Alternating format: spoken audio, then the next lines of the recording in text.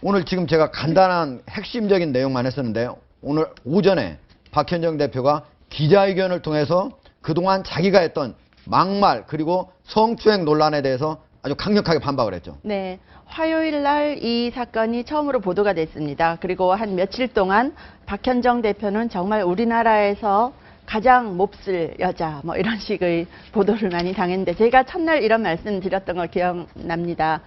모든 기사에 박현정 대표의 반론이 하나도 없다. 기사의 기초인 반론이 왜 없는가 저는 좀 의문이다 이런 말 드렸는데 며칠 지나서 박현정 대표가 기자회견을 했어요. 그리고 지금 양상은 박현정 대 정명훈으로 가고 있는 그런 양상입니다. 그래서 보면 서울시장에서 방만한 경영을 하고 있고 비효율적으로 거의 나태한 동호회 수준으로 경영이 되고 있어서 이제 본인은 개혁을 하려다가 뭐 이렇게 되었다 이런 얘기인 것 같은데 그렇다고 하더라도 막말과 성추행이 있었다면 그것은 그대로 조사를 받아야 될 것이고 방만한 경영이 이때까지 잘못되어 왔다면 그것은 따로 조사를 받아야 되겠죠. 그래서 마치 그 정윤회 문건 사건에서 문건 유출과 문건의 내용을 투트랙으로 조사를 하는 것처럼 이번 사건도 투트랙으로 조사를 해야 된다고 봅니다. 막말과 성추행 그리고 방만한 서울시향에 대해서. 근데 제가 이 사건을 보면서 이제 주변에 음악평론가나 음악 관련하시는 분들 좀 여러분을 얘기를 들어봤어요. 그랬더니 이 막말이나 하대라는 부분이 좀 오래전부터 얘기가 떠돌고는 있었다고 합니다. 그래서 막말을 한 건 사실인 것 같고요. 또 여러 가지 얘기를 보면 그 예술계의 특징이 있습니다. 예술계의 특징 때문에 어떤 다른 단체들에서도 지금 그런 막말이나 하대의 부분이 앞으로 좀 터져 나올 곳이 몇 군데 있다 이런 얘기를 제가 들었어요. 박현정 대표가 두 가지를 들고 나와서 하나는 정명훈 감독 여기에서 오히려 이 논란을 부추겼다. 그리고 서울시향이 정명훈 감독의 사조직처럼 운영됐다. 그런 얘기를 했고 또 하나는 고소를 하겠다고 그랬습니다. 직원들.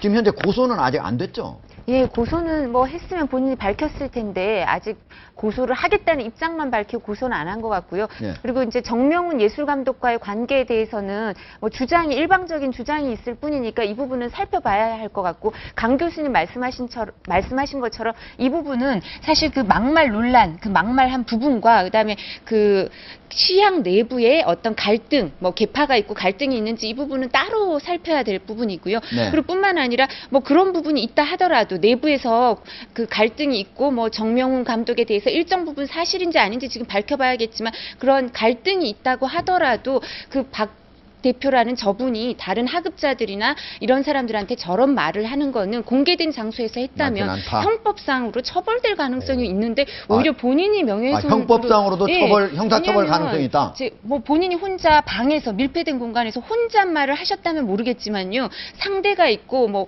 열린 공간에서 다른 사람이 들을 가능성이 있는데 어떤 사람에게 저런 표현을 계속했다면 지속적으로 했다면 모욕죄로 처벌될 가능성도 있습니다. 모욕죄로 처벌될 가능성이 근데 있다. 오히려 명예훼손으로 고소하겠다고 하는 거는 지금 다른 오히려 적반하장입니까? 그러니까 그 입장에서 시향 직원들 입장에서는 정말 적반하장으로 놀랐을 것 같고요. 명예훼손으로 고소를 할 수도 있겠지만 그 부분이 뭐 그 사람들이 고소가 돼서 처벌을 받을지 시향 직원들이 그 부분을 살펴봐야 할 것 같고 저분의 일방적인 주장인 것 같습니다. 리더십 이진건 교수님, 혹시 정명훈 감독의 반응이 나왔습니까? 박현정 대표가 사조직처럼 정 감독이 다 했다 이런 거에 대한 이 직원들이 정 감독한테 자꾸 호소를 하니까 정 감독이 아마 몇 번 이야기를 했고 그 다음에 이제 마지막에 이제 만나자고 했는데 오히려 박현정 대표가 회피했다 뭐 이런 이제 기사가 나왔어요. 그런데 이 정명훈 그 대표하고 박현정 대표 사이에 글쎄요 그게 뭐 시향도 무슨 어떤 권력기관인지 거기서 무슨 헤게모니 다툼이 있었다 이러면 참 심각한 문제인데 물론 사람이 이런 걸 알 수 없어요. 그러니까 박현정 대표가 그 조직을 맡아서 얼마나 경영상 어려움이 있었는지 뭐 리터럴리 마니 뭐 이건 내 돈이야 뭐 이런 식으로까지 표현했다니까 돈 구하러 다닌다고 고생을 했다든지 이건 뭐 얼마나 그렇게 있었는지 그거는 이제 우리가 제3자가 파악하기는 어렵잖아요. 그런 사정을 다 감안한다 하더라도 저렇게 직원을 인간으로 생각했다면 직원들에 대해서 직원들을 인격적으로 대했다면 저런 말은 안 나오죠. 그러니까 직원들을 완전히 자기의 무슨 노예라든지 이렇게 생각해서 저런 말이 나오지 않습니까?